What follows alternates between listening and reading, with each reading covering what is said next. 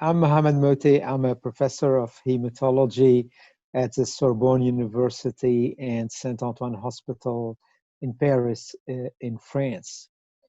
The question today is about the use of allogenic stem cell transplantation for relapse or refractory acute myeloid leukemia. And actually, this is really a very hot, but also a timely topic. Over the last few years or so, maybe 5, 6 years, we have seen the introduction of several effective drugs in the acute myeloid leukemia arena. And actually, these novel drugs are starting to be more and more routinely used, and they are being extremely useful to many patients.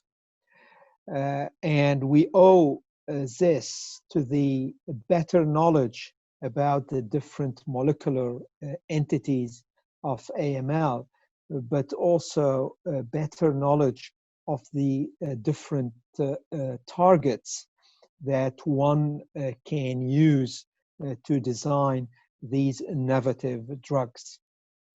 However, when it comes to the relapse refractory AML patient, whether we're talking about primary refractory patient or whether this is a relapse refractory situation after an initial success of treatment, and these are usually a very bad prognosis patient with some bad prognosis features. Actually, the outcome of these relapse refractory patient is usually very dismal.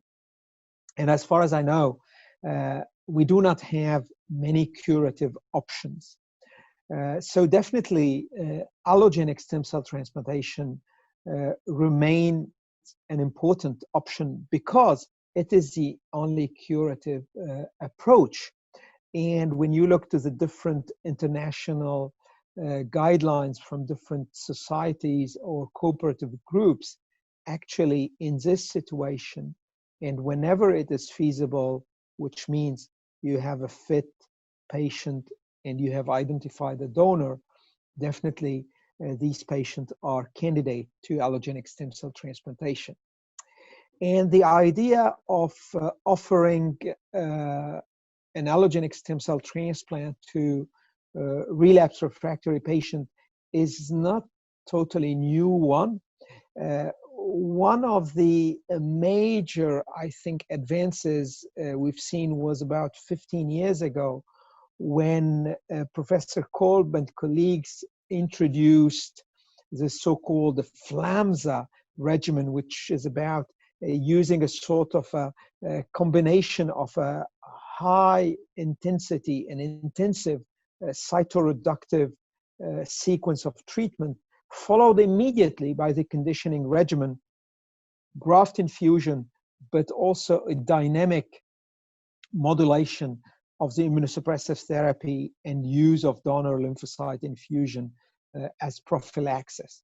And this FLAMSA regimen proved to be very successful because with long-term follow-up, you could expect something around 30 to 40% of leukemia-free survival in patients with primary refractory disease or in a relapse refractory setting.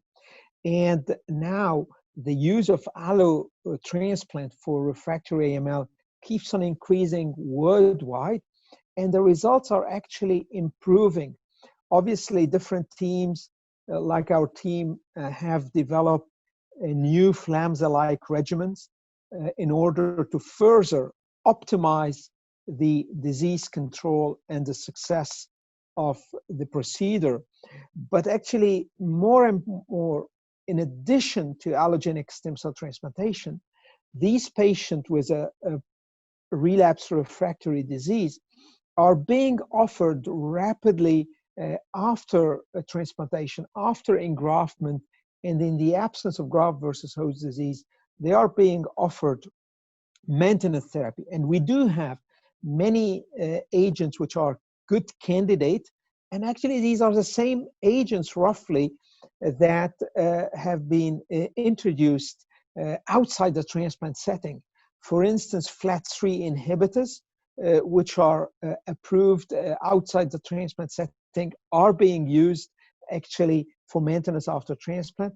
Hypomethylating agent, HDAC inhibitors are also being used in order to further enhance or strengthen the immune-mediated graft versus leukemia effect after transplant.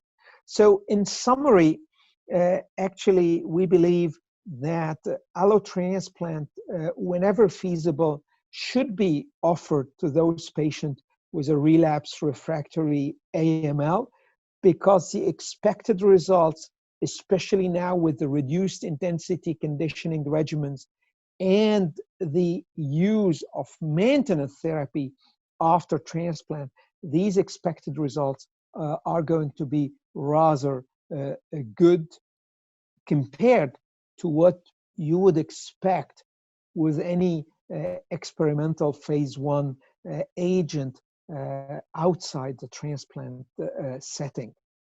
So this is a lot of hope for many patients, and we think that the outcome of these patients will continue to improve in the next few years.